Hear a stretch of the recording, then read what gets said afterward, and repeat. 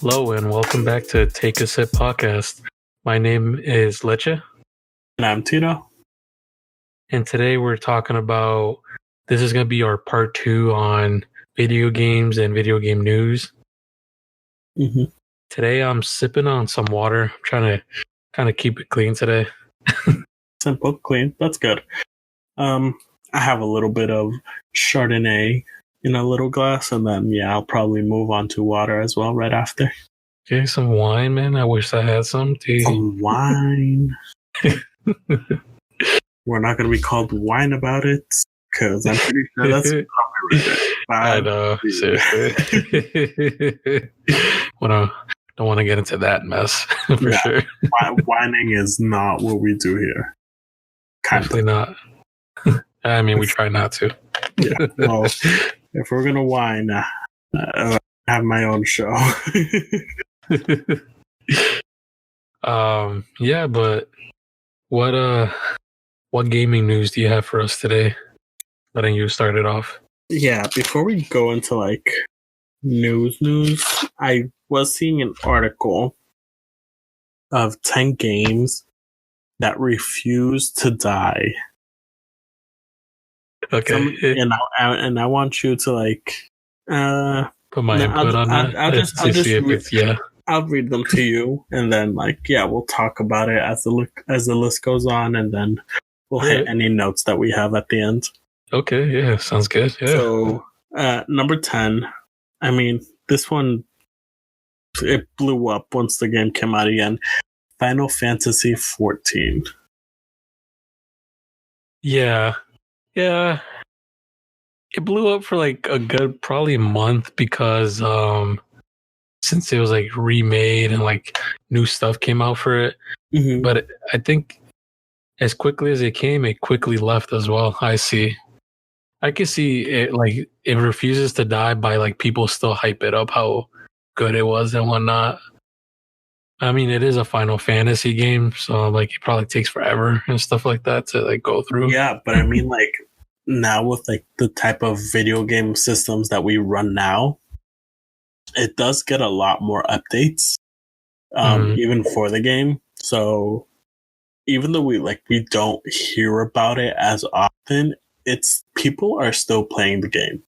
There's still like a huge community, Final Fantasy 14 community. There really is. Yeah, it's people huge. Like as much time as you dedicate to Destiny and as much time as I dedicated to Overwatch, people dedicate that same amount of time for Final Fantasy. Dang, that's crazy, dude.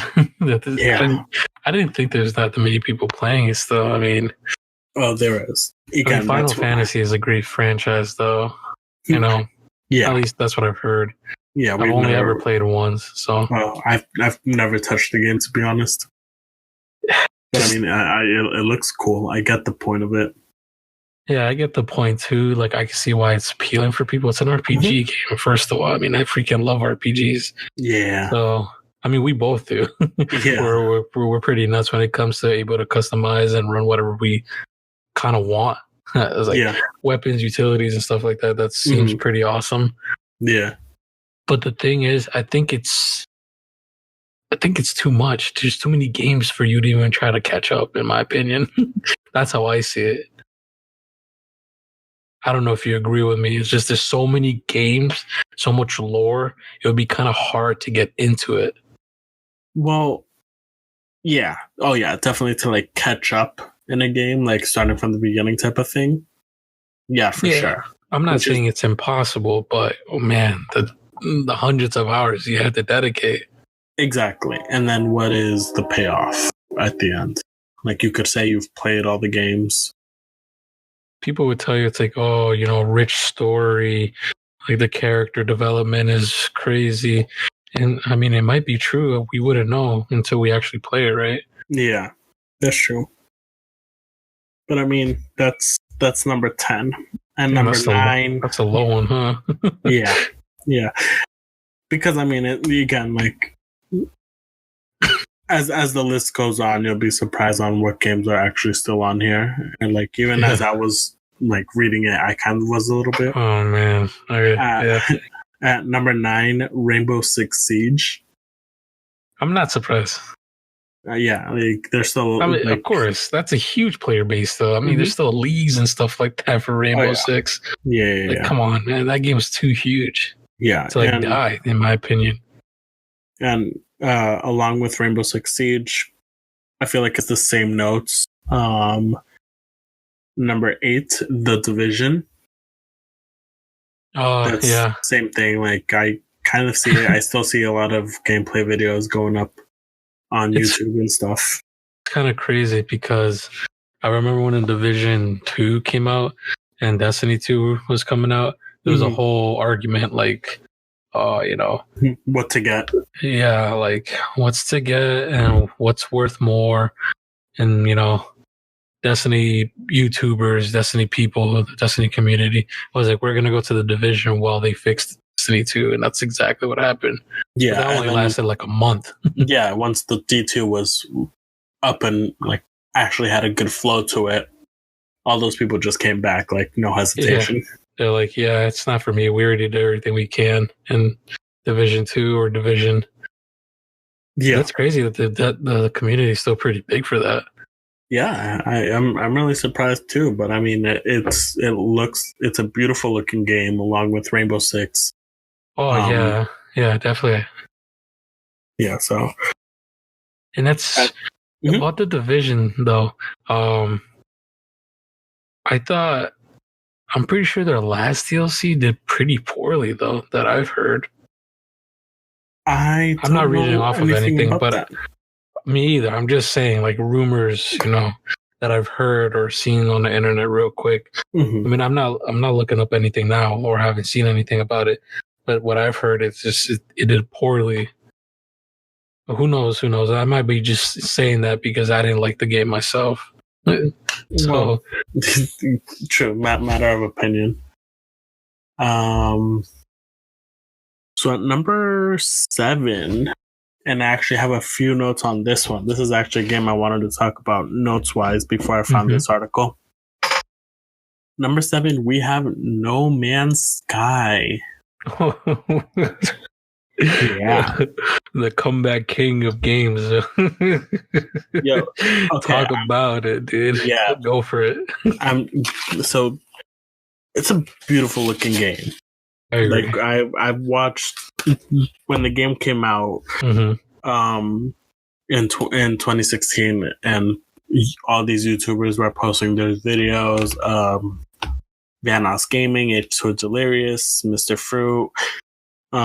Like it was a lot of like beautiful like looking sceneries and the creatures, and I get the whole like going planet to planet, and you have the potential of pretty much being the first explorer of a new planet in this vast universe of whatever planets get generated, exactly, randomly generated.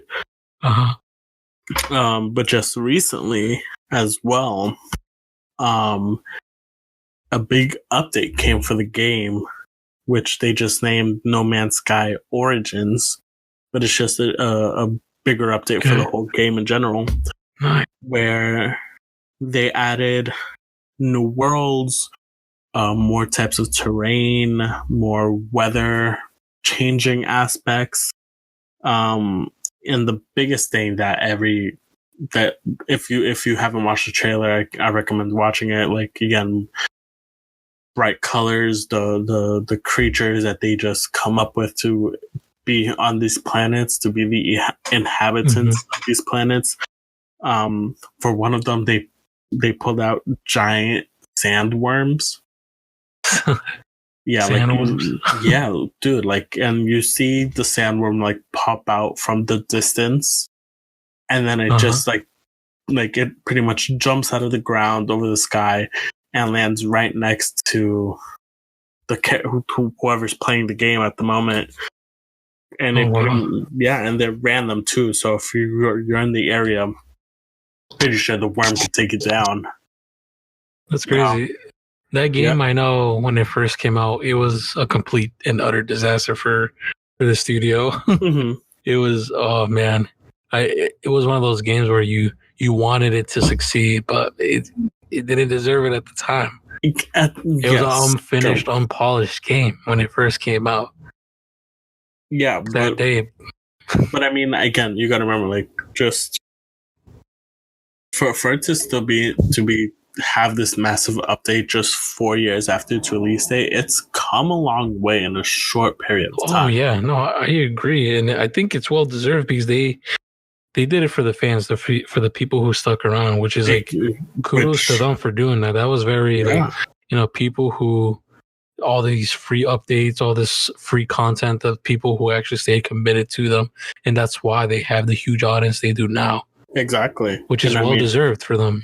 I agree. Exactly, like people were interested on seeing where this game is going, and it was very well paid off for those who waited. Exactly, well deserved for both for the devs and the studio and for the people. Yeah. All right. At number 6, this one's gonna hit you a little bit. Elder Scrolls Online. Why are people surprised? That's I mean, how old is Skyrim? The original Skyrim came out in 2011, I'm pretty sure. So, all right, 9 years, at almost a decade. And okay, as much as I love the game, I loved the open worldness of it. That is where I got a little irritated because it was a little too open world. There was so much stuff to do where it overwhelmed people. Where especially like I can't do the main story if I have all these side quests that keep bothering me and telling me like, do me first. Like I'm on your way to this area. Like you can complete me. Yeah, that's true. Like, you get there and you complete it. And then the person has another quest for you. And it's like, yeah, like you have to continue with another side quest. And then once you're done with that, you're like, oh shit, there's a guy right next to him offering a different quest. Yeah. No, it's totally understandable, especially Elder Scrolls Online.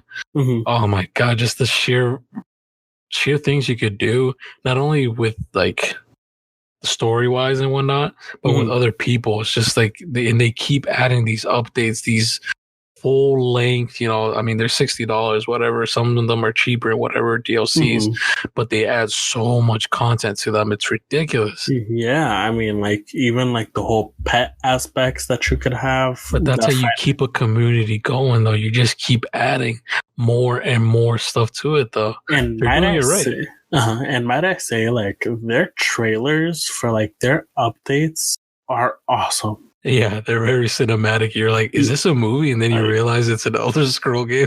And then I'm like, can I get an Elder Scrolls movie? Yo, I'm waiting for that, dude. Oh my God, dude.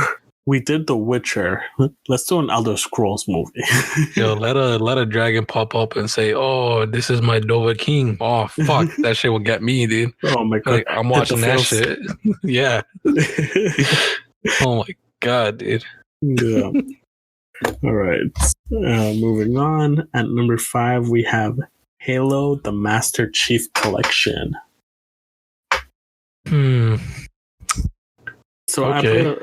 I played a little bit through Halo 1 and 2. I get it. I understand where people like might catch their attention in the game. It's not for me personally. But yeah, especially right now too, considering that wasn't it just a few months ago where they released it on PC, the whole Master Chief Collection? Yeah, it was. I think that's why the community kind of grew at that moment. It was on Xbox Game Pass. It's on there as well, so it made it more available to people to grab. But I think the only reason why it has a huge community still now is because of the nostalgia factor. Yeah, that's what I was gonna say. Yeah, that plays a huge card on all of that. Which, speaking of the nostalgia factor, number 4, Grand Theft Auto Online. That game, yeah, it gets pretty old still too. Yo, Rockstar, where is the next game, man? Where's the next one? Well, Where's 6? they keep doing a whole bunch of updates for All Grand these Theft free updates is ridiculous. So, I mean, a game that made over $1 billion in 1 year. I mean, they rightfully so probably taking their sweet time freaking making the next game. Yeah, exactly. And even still with all these brand new games like out right now, like still Among Us and Fall Guys, they're still crazy on YouTube. A lot of those YouTubers, like even with these brand new games that come out, like they still go back to Grand Theft Auto, to GTA, and like I mean, it's a great game, man. Updates, any glitches, or they literally just go through storylines with some of their friends, and the banter is just hilarious. And I feel the community for Grand Theft Auto, I think they're grateful for what Rockstar is doing. All these free updates is, I mean, what else could you ask for? In my opinion, you've been getting free content. I think like twice a year, or not even, probably more than twice a year, a DLC for the last 6 years. That's nuts. It's crazy. That is nuts, dude. But I mean, good for them. I mean, dedicated players. And I mean, come on, you're not going to get tired of inviting your friend into a lobby, and once they spawn in, you rocket launcher them right there and then. Yeah, I mean, that's a game literally just to mess around with. That's, I mean, 100%. And I think that's why it blew up at first, and I still, to this day, it's still good for that reason. You just hang on with your friends and just literally dick around, And like I told you, it's like you said earlier, it's nostalgia factor.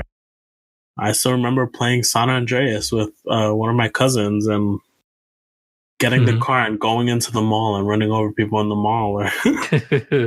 Yeah, like stuff like that. That's why it brings people back. I mean, Grand Theft Auto is just one of those huge title games, Yeah. Like Halo and stuff like that. Like, I mean, we got GTA when it first came out, and those loading screens were not good to us. Oh my goodness. Yeah, they weren't. They're like, God dang, dude, 10 minutes just to get in to the lobby. But that was the thing too. Remember, you couldn't even get online until you reached a certain level. And didn't they release online until like it was broken a week after? Yeah, and it was broken when they released it too. Yeah. It was busted because people couldn't get in. Yeah. I mean, oh man. Come on, nothing would be as busted as Anthem though. Oh man, just talk about a train wreck, dude. And I can never recuperate. Train wreck? No, I'm died sorry. On arrival. It's arrival. That thing was dead before anyone even mentioned Anthem. Nah, dude, it was so much hype for that game. So much people wanted. They wanted that game to be something like the next title. The next Halo title up there. The big boys. Like with God of War and all that stuff. But no, dude, that shit died real fast. And you could disagree with me, but from what I believe, I think it was a lot of Destiny players who were the ones amping up Anthem. Oh yeah, dude. No, I agree. They wanted another game. That's why another game that's similar, something that's familiar to them but different. You get me? That's what they were hoping for. And sadly, it didn't hit the mark for them. Anthem had so much promise, but I think they just went about it like completely in the wrong way. No, I agree. They really did. It could have been a top leading game, but yeah, they made a huge mistake not including certain features and like throttling items and like loot and stuff like that, like making it inaccessible for some things and stuff like that. Weren't they even saying that like the strongest gun you get is literally the gun you start with? Even though it wasn't even like a legendary like weapon. And that was a mistake by them. They called it. It's like, yeah, they didn't mean it to be like that. Like that first gun you were supposed to get rid of pretty quickly, but it ended up being one of the strongest guns you get in the game. Yeah. But like for all the subclasses, like not even just one specific one. It was literally for all of them. Yeah. All right. And number 3. Star Wars Battlefront 2.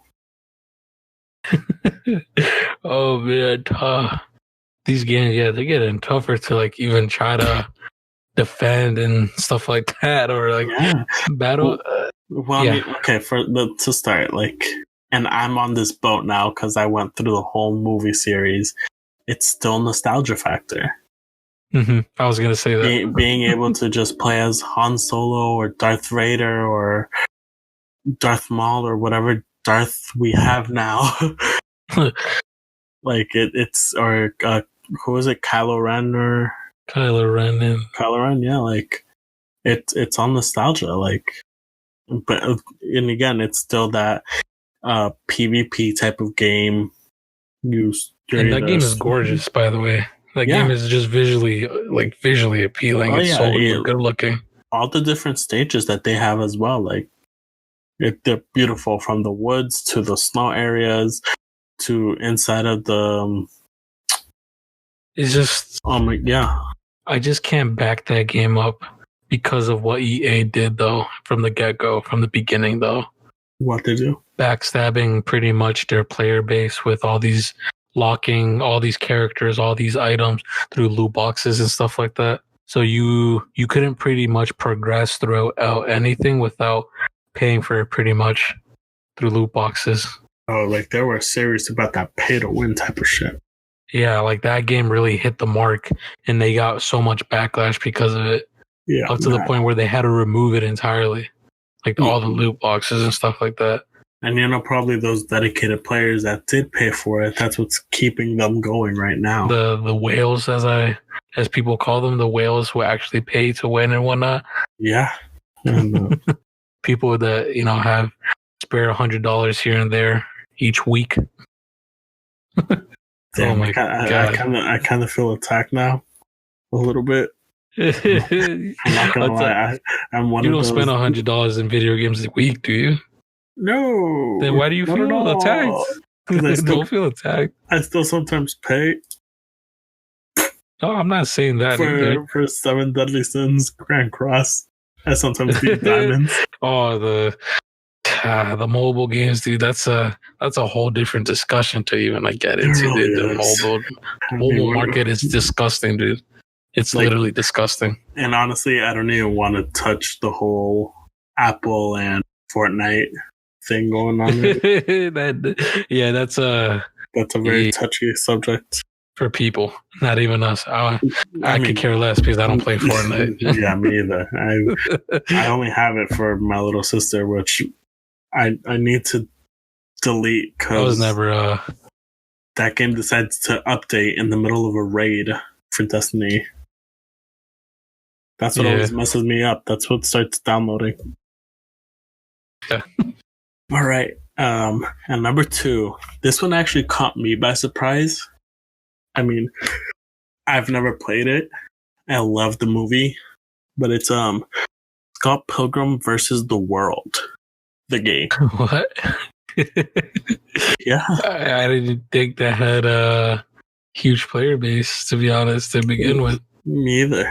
So for those of you who don't know, Scott Pilgrim versus the World was comic books that then they made it into a movie.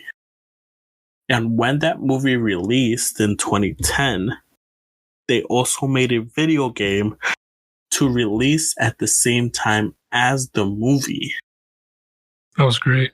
Yeah. I love the movie. I completely love it. Oh, me too. That's one of my favorite movies, low key. It's one of those low key, I would watch this movie every day if I can. Oh, I know. Leche, I have something to tell you. Yeah. I'm in Lesbians with you. Oh, man. One of the best lines. I swear. That movie. It plays as a video game. That's the funny part. The movie plays as a video game, which is great. As a video game and a comic at the same time. Yeah, she was like, damn, man. The directors knew exactly what they were doing. They were nerds themselves. Oh, yeah. And that's what I love. Nerd doing nerd shit. So it should be. Always.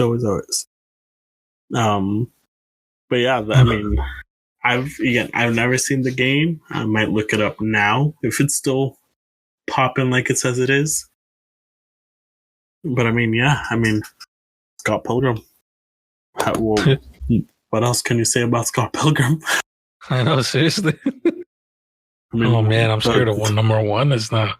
Oh, it's probably gonna be a doozy. Maybe. I mean, I don't know. Is it one? Is it a franchise we know? Like actually know, or? So, I'm gonna give you a little hint. Yeah, I want to guess this. I want you to guess it. All right. So it is a scary game. Oh man. Okay. It is not. How to say this? It's not Dead by Daylight. No. Okay. Dead by Daylight is. How dare you? It's still relevant. I know. That's why I was saying like it's not a surprising, that it has a big player base. Yeah. All right. So. Okay. I know it's going to be hard to explain it. Yeah. Without like giving it away. I'm trying not to give you specific details. I feel like if you give me one specific one too much, I'm going to get it instantly. Oh, I get what you mean. All right. Yeah. Try your best. It's a scary game. Uh-huh. It's based off a movie. Oh, fuck. Okay. Mm-hmm. It's old school movies that we actually watched. Oh, shit. Okay. Mm-hmm. Is that all I'm getting? You sound like that's kind of hard still because we watched a lot of horror movies. This one might give it away for you. So it is a game, but it's not a complete game that's going to take you like days or hours to go through. It's a short game? It's a short game. It's not Slender Man, is it? No. Fuck, I was thinking, why was I thinking that for a second? But it's close. It's like that same sort of ish type of style. Oh yeah. I'm trying. Why can't I think of it? My mind's trying blanks right now, dude. God. It's not a big title. It's the title of it is not super long. It's a short title. Short and sweet title. Mm-hmm, pretty much. God, why can't I think of it?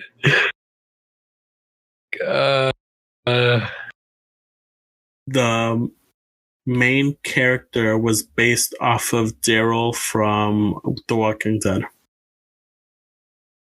Are you Death Stranding? Nope. Why did I say that's not a horror game? Why did I say that? Yeah, and on top of that, wait, he's based off of Daryl, you said, from The Walking Dead? Well, the main actor. I don't know the actor's name.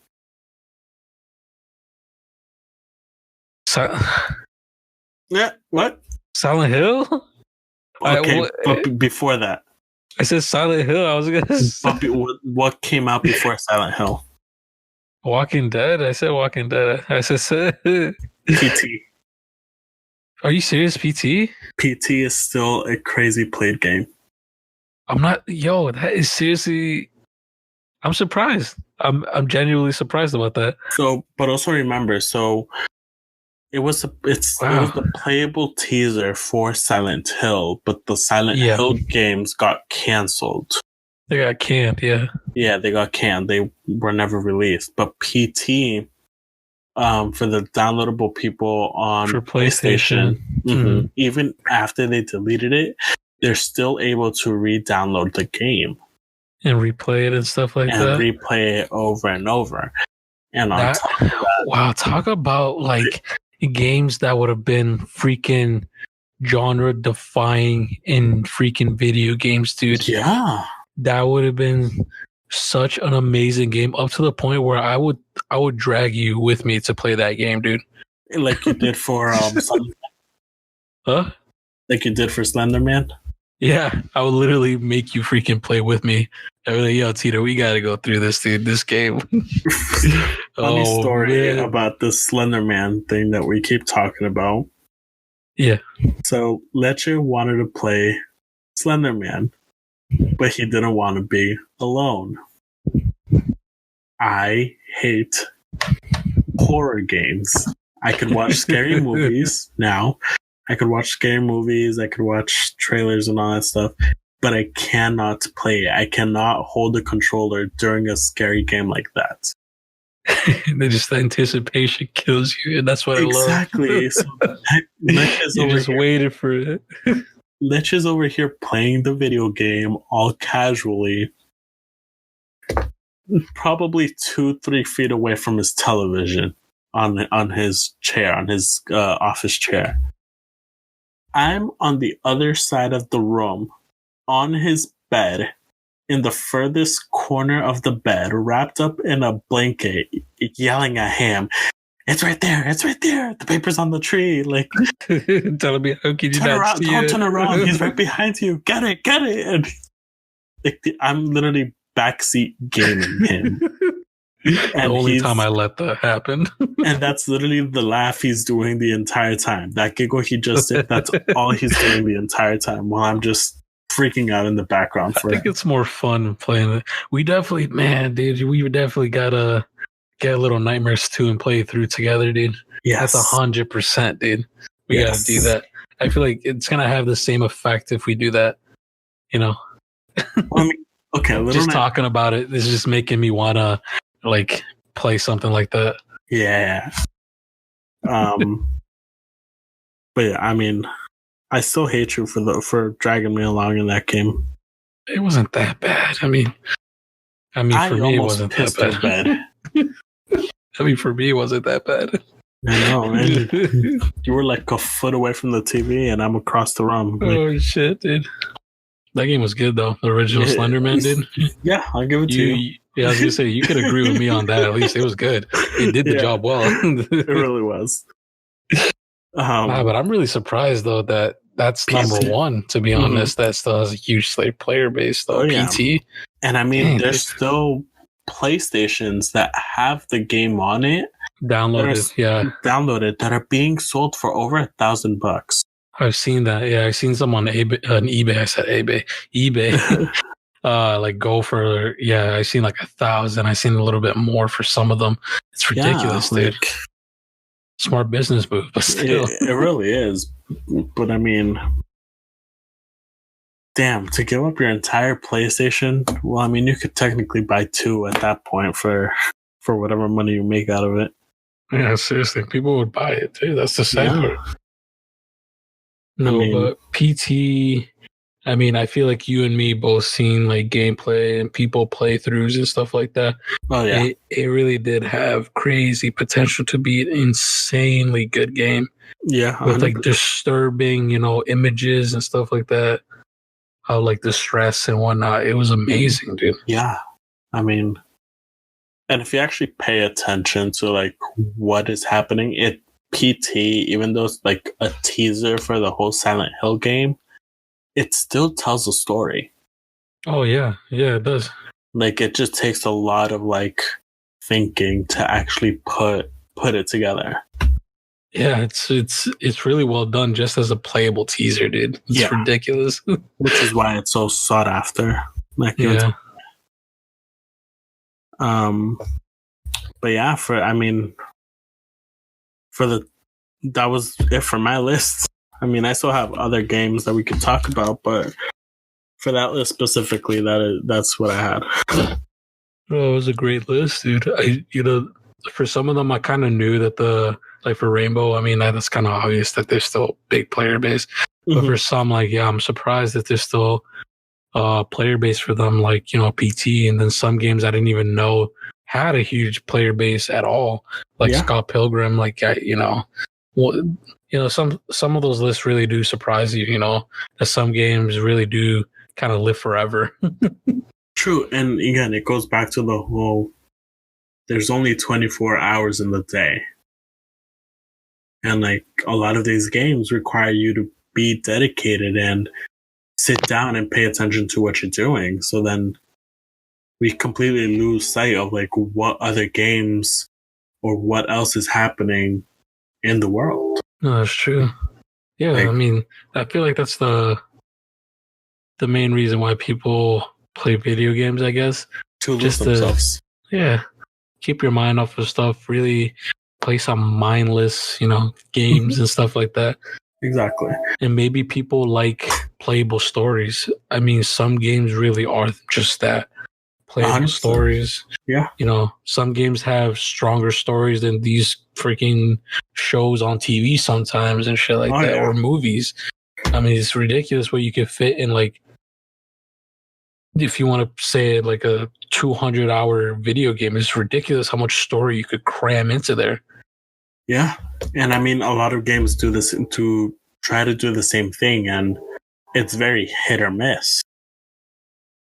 I mean, you can't look at the whole BioShock franchise. Like, just look at that story. Great story. Like, that could be turned into a movie compared to some movies that are out right now that you're just like. And I don't think that movie would it would do it justice, in my opinion, though.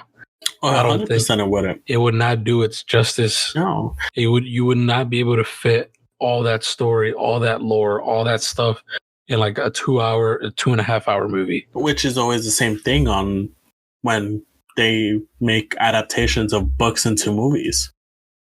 Yeah. I mean, I love the whole Percy Jackson and the gods, the Greek gods books. Like, I've read that whole series, even the newer one, after 3-4 times each, and I still kind of want to read it again now that I think about it. But then the movies were horrible.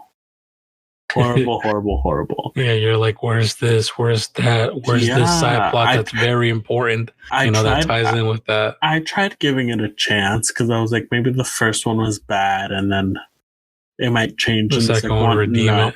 Yeah, no. And then they still try to make a third, and I was just like, just give up, guys. Come on. And they did. Like, even the basic, like, character descriptions, like the one who was supposed to be blonde was not blonde, but then she's blonde for a reason, and then it's like, now, like, what is she gonna do when she gets to the part where she might need to cut her hair off? Yeah, it's just right. Like, so you can't. There's certain things you can't make into a movie. Hollywood just should not touch certain things. Like video games and certain books. That's why, like, I don't know, but have you ever thought of like having those like test groups? Is that what they're called? Like when you make a product and then you give it to like the small group of people, like who are dedicated to this, a focus group. That's what it is, for like movies or whatever. But instead of making a whole movie and then giving it to this test group, like the focus group, you give them the script. You got me? Like, wouldn't that make more sense? Yeah, like give them a little tease, and if they don't like it, scrap it. Exactly. Or like just get there and put, like, if Percy Jackson came to me with a script, I'd be like, no. Where's the pen? We're doing this right. We're doing this right. Yeah. No, it's true though. They should do, but they probably do it like that. But then they do revisions here and there, things they can't say, things they can't do, legal things here and there. There's probably so much shit that we're probably not even gonna know in our lifetime that has to go through all that provision stuff. Which is understandable. But when it's literally like, when you're literally cutting off the whole major thing of the whole series, what's the point of it then? Then just like, leave it as a book. If you're gonna cut like most of the narrative out into, you're not gonna make a cohesive story like movies. So there's no point of doing it. Exactly. I agree completely. Which is like why I'm a little interested to see what they do, like we said last week, for the Eternals. Like, they already made the major change of the main leader of the Eternals being a male figure, and now it's going to be Salma Hayek portraying the lead. Yeah, it's going to be interesting. Yeah. I mean, we'll see. I mean, she's a great actress. She has a strong presence for sure. So maybe she could, take the lead in that role, hopefully. Yeah. I mean, that's all you can really do, right? Just hope they do it right. Exactly. But back to video games. What do you got? Well, I mean, one of the biggest news got dropped pretty much this week, which was insane. I believe it was like 2 days ago, where Microsoft bought Bethesda. So The owners of like Skyrim and of Fallout. Literally, they bought that entire gaming company. Yeah, I mean, that's nuts, dude. It's crazy. I mean, and Microsoft already owns a lot of big things like that, so it's going to be interesting what they do with the video game world. People are speculating, since Microsoft owns those companies now, is Skyrim, is Fallout gonna be Xbox exclusive now? It's a good question. Because I know PlayStation has a lot of like exclusivity with video games right now. Yeah. They have like God of War, they have the Uncharted franchise, they have like The Last of Us and stuff like that. They have a lot of huge names to them, you know, that are specifically for PlayStation. Yeah. But if Microsoft bought these franchises pretty much off of Bethesda, I can't even fathom like the potential that Xbox could freaking have, dude. They could literally have the edge in this gen, dude, over PlayStation, in my opinion. That's literally what I was just gonna say. Like, it's gonna give them a leg up over Sony for sure. Like, Sony has to do some crazy marketing, crazy moves, have some crazy games coming out, dude. If Microsoft is gonna have exclusivity rights towards those huge games, dude. But here's the thing now. Is it really that bad considering, well, against PlayStation, yeah, but I'm saying like even for PC players, still with that Xbox Pass, PC players are still just going to be able they're still good. Right? PC's not affected by any of this. Yeah, they're in the clear, dude. PC players like don't even worry about this stuff because they'll get the games no matter what. Yeah, I think it's time for PC, bro. Just like look at the catalog of games that potentially could come to like exclusivity for Xbox. They could have Dishonored, Prey, the Elder Scrolls series, Fallout, Doom, Wolfenstein, The Evil Within. Like, come on, dude. The Elder Scrolls Online. Like, it's ridiculous, bro. Evil Within's another good game. Oh, nice horror game. Yeah, that's a ridiculously good horror game, dude. That's another game I can't play, but I love watching like Markiplier and all of them play it. Yeah, you just like the reactions. Yeah. That is a good game, though, to pull through. I think that's what like my whole channel should be, just me reacting to these games, because I literally act just as bad as I did for that Slenderman moment. I'm like, no, run. But dude, fuck, dude. Microsoft, they did the right move, bro. And they did it. They did this before the pre-orders came out for Xbox Series X, dude. So they timed this right, dude. They wanted people to know this first before the pre-orders came out. So that this gave them the leg up on the pre-order sales, I feel. Who knows? We won't know those numbers until like way later, though. But you never know. I mean, people are normally on top of that stuff, so that type of news could be coming out like probably the next day, especially with a lot of the new things that these systems are offering, and like how strong they actually are. It's crazy. I mean, I'm still deciding myself on what I want to buy. Yeah, dude, it's kind of hard, to be honest, between these two, especially because all these games coming out. It's gonna be crazy. Yeah, I mean, who's gonna have the leg up on who? But I mean, man, it's gonna be a good gen war. It's gonna for the next several years, for 100%. Sure. Thanks to this, in my opinion, Microsoft did the right move, dude.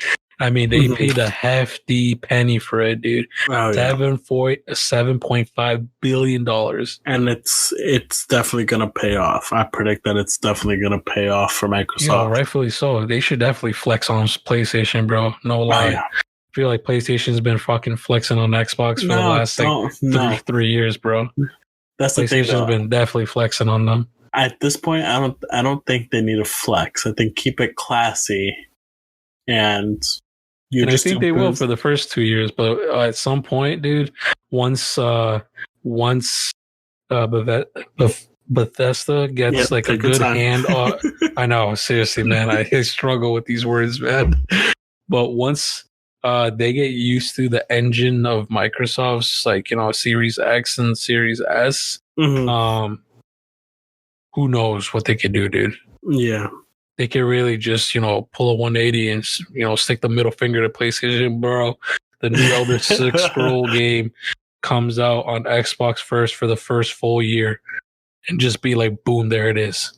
And everyone, like, I would go hands down on Xbox fucking lap just to get that game. Oh, yeah.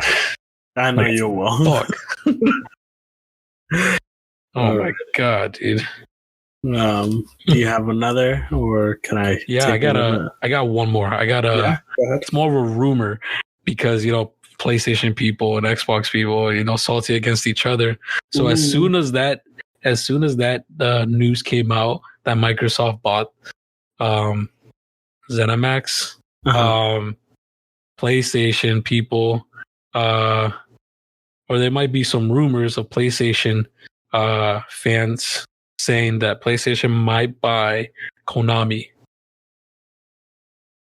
Like, buy the whole entire company of Konami and whatnot. So that might be an interesting one too. And if they do that, oh my God, dude, this thing is gonna be crazy, dude. Nothing safe at this point. Yeah, dude, because Konami, you know, they're the owners of Metal Gear Solid, Castlevania, and, you know, we were just talking about it, Silent Hill, dude. So they might, if they do pick up Konami, dude, we might actually see that fucking Silent Hill game sooner than we think, dude. Oh, yeah. Wow, that's... It's rumors, though. That's a rumor, bro. Yeah, but still, for it to be that's a rumor and you're over here just in the corner, like, minding your own business. Yeah, you're like, oh my God, dude, what if that is true, dude? You're just thinking like, oh my God, all the possibilities. Even like people at Konami are like, they're buying us out? They're buying us? What? I never do they have that much money? God, they do have that much money. Yeah. Oh my God, dude. Besides even Metal Gear Solid and all that stuff, they even have like Yu-Gi-Oh! And a whole bunch of other soccer games too. Yeah, dude. Oh my God, dude. It's just this Gen War right now. It's only at the infancy, dude. State still. The systems aren't even out yet. Yeah. There's already all this back and forth already. It's great in my opinion. It's fucking awesome. Yeah, 100%. I mean, it's entertainment at this point. You really do want, like, oh, who's gonna have the better system at this point? Like, God damn it, good thing people didn't pre-order yet for sure. Yeah, it's gonna be one giant tug of war the entire time. This is literally a tug of war right now. Yeah. Oh wow. Definitely something we need to keep an eye open for. See. Oh, definitely, dude. This is definitely like a story that's probably gonna continue growing, and we'll see from where it goes with this. 100%. Wow. To move a little bit away from rumors, from the chismes. So I already spoke to you about this, and we're both super excited. We're both on the lookout for Switches. If anybody knows where we could buy Nintendo Switches, please let us know. Because for some reason, you know, all these places run out. Yeah, I mean, like, for some reason. Oh, now people people who don't play video games are all of a sudden gamers. Yeah, bull. Yeah, we're calling you out. You can't stand 6 months listening to your child whine and complain. you had the kid.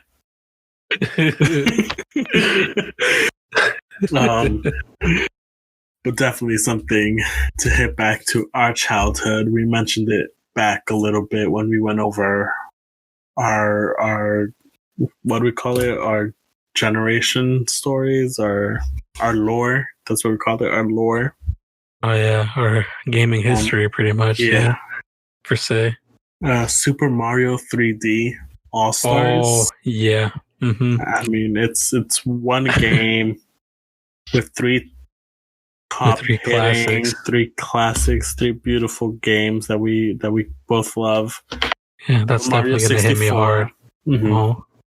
Super Mario 64, Super Mario Sunshine, which I actually played a lot of because I actually forgot to mention that I had the GameCube back in our lore history. And Super Mario Galaxy, which is your favorite game, if I remember correctly. Just literally three of the hardest hitting games for Mario, dude. Yeah, and I mean, Mario Galaxy is definitely one of my fucking favorite Mario games for sure of all time. Exactly, and to be updated now with the type of graphics that we have, it's just gonna be crazy, dude. Oh, I mean, man. Oh my god, excuse me, wine burp. I mean, even just for like Super Mario 64, like, didn't they just have a remake like a few years ago as well? Yeah, it did. That's the crazy part. And I'm not going to call it a remake, but I mean, a massive 64, update. It got remade. A DS game, as a DS game though, right? I think it was a DS game. I think it was just Mario 64 DS. I think it was called a Mario DS. I think it was Mario DS. And then to like now get another update and to be on the Switch, I mean that just proves how great the game is. Yeah. At this point, it's not nostalgia factor. To be honest, 100%. I want it to look like the 64 still, though.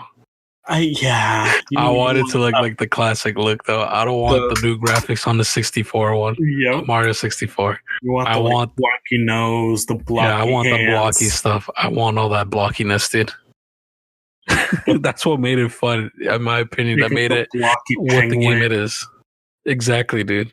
Except for that, actually, I want Mario to actually have hands this time. Well, he's gonna have hands to actually catch the damn penguin that keeps slipping away.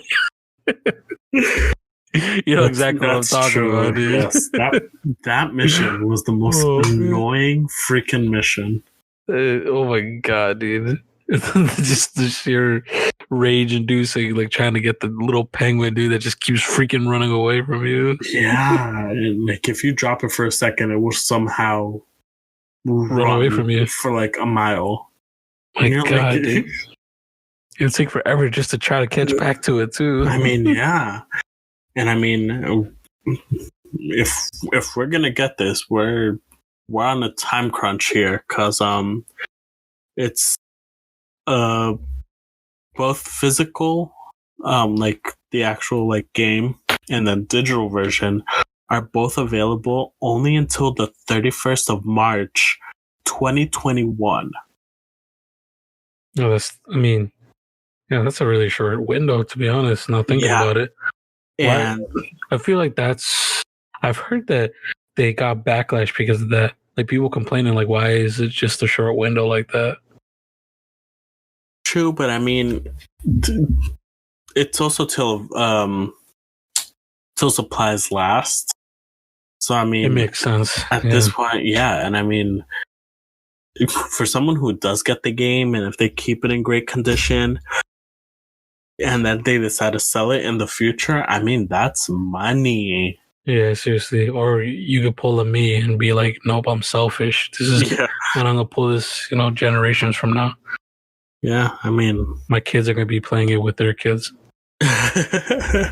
Type of thing. Yeah, I mean, but besides Mario 64, I mean, I played Mario Sunshine. That was a great storyline as well. I mean, beautiful colors down to like everything to what he was wearing. Like just the scenery was beautiful. Like I enjoyed it. Mario Sunshine was the first game where Mario actually looked like Mario does now, if you get what I mean. Like they actually had like a good 3D render of him. I think that was the first game where he actually didn't look blocky like he did in the 64.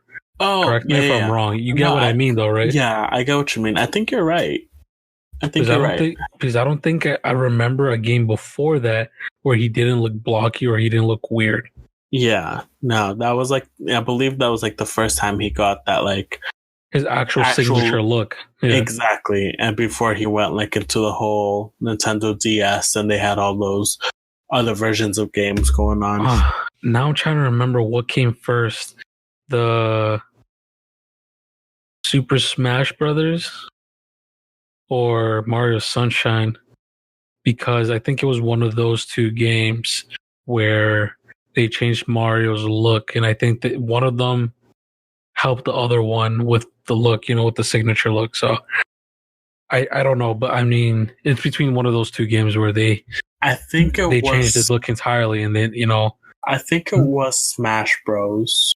Came first. The first release was in '99, and then what was the other one?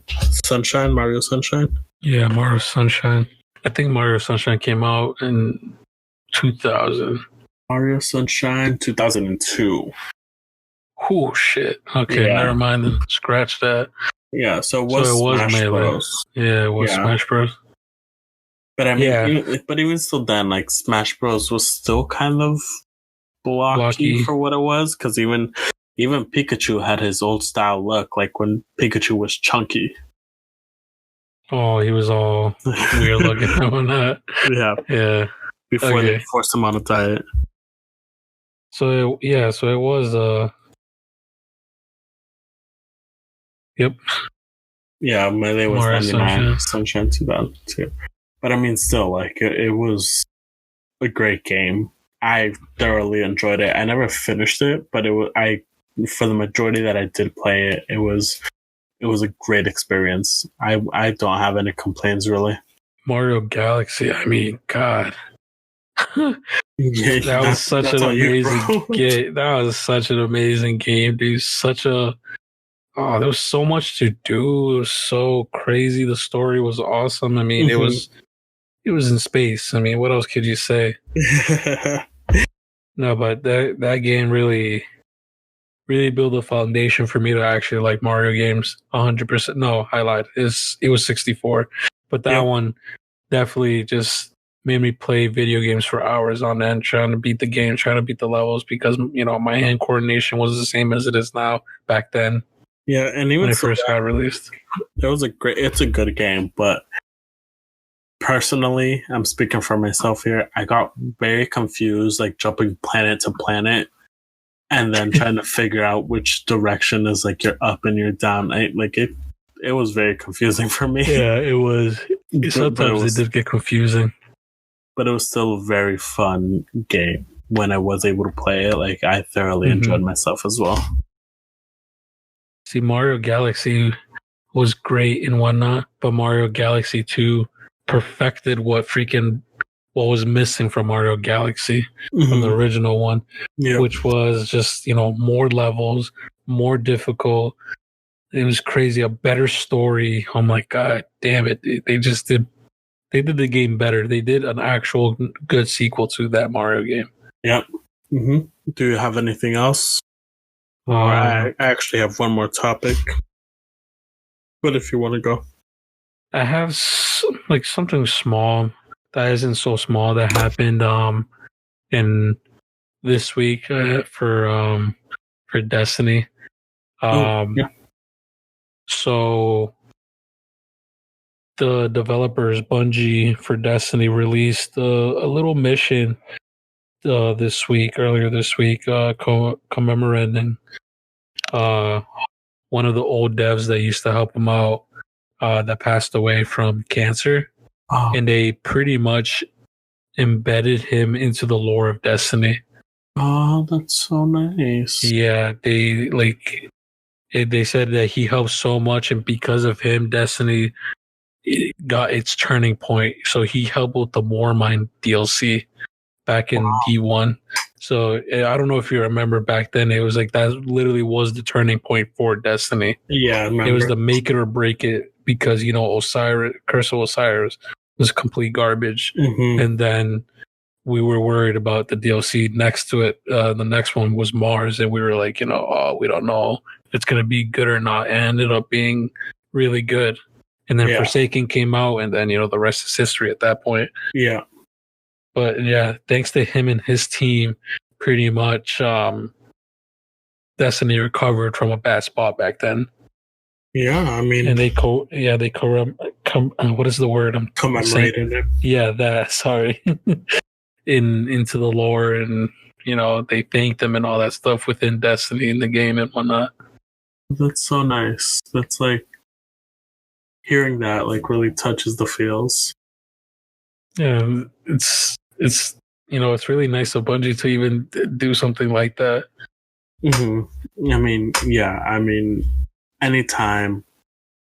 I feel like we don't see that enough, to be honest. Like people who put these long hours for something that they're extremely dedicated to, whether it be a video game or a book. I don't feel like we see like, yeah, they probably live years after a game is made, you get me? But like in the moment, if something tragic were to happen to them, I don't feel like we see them really get commemorated, even though they were probably such a big part of the team.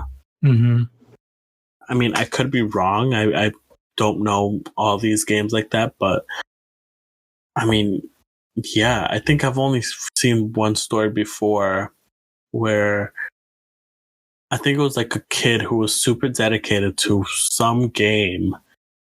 And for his, I think it was like his Make-A-Wish, he wanted to like meet the team or whatever for his game. And because it was like a game that was still being updated at the moment, I think they put the kid in the game to be like an NPC that you could constantly like visit. Yeah, I heard the story. Right, you remember? Yeah, that was very touching of them. They're like, that was his final thing, just to meet them, and then they put him in the game. They did this whole thing, yeah. It was like you're officially part of your favorite game. I was like, oh, that warms my heart when stuff like that happens. Dude. It's so nice. I mean, I don't even want to talk about my thing now. That was like, I feel I want to end it there. I just love when developers really do care about their people, their community, and like 100%. It's just it really warms the heart and whatnot. So yeah, it's like we're not just another dollar bill for them. Like they understand there's dedicated players who are putting all these hours, and to be honest, like they probably understand, like for a lot of people, as for myself, who are high stress, high anxiety, a lot of the time it's a way to escape reality. Yeah, no, I agree. It's a way to distract myself.